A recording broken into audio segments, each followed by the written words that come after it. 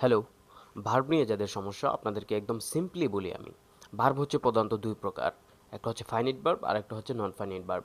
এখন finite verb থেকেই সব কিছু আসবে। অক্সিলারি টক্সিলারি আপনারা যা যা শুনেন, পজিটিভ, ট্রানজিটিভ, ইনট্রানজিটিভ, হাবিজাবি যত ভার্ব আছে সব ফাইনিট ভার্ব থেকে আসবে। আর নন ফাইনিট ভার্ব একমাত্র যেগুলো হচ্ছে ইনফিনিটিভ অর্থাৎ টু প্লাস ভার্ব, আর একটা হচ্ছে জিরান্ড যেটা হচ্ছে ভার্বের সাথে আমরা আইএনজি দিলে এটাকে জিরান্ড বলি, আর একটা হচ্ছে পার্টিসিপল।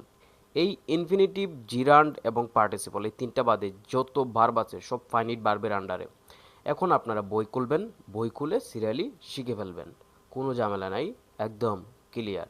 এখন মনে রাখবেন নন ফাইনিট ভার্ব কিন্তু সাবজেক্টের সাথে কোনো সম্পর্ক থাকে না, অর্থাৎ সাবজেক্ট পরিবর্তন হইলে ভার্বের কোনো চেঞ্জ আসে না। কিন্তু ফাইনিট ভার্বের ক্ষেত্রে সাবজেক্টের সাথে ভার্বের একটা আহ, সামঞ্জস্যতা রেখে হচ্ছে আমরা ইউজ করে থাকি। বুঝছেন? বই নেবেন দেন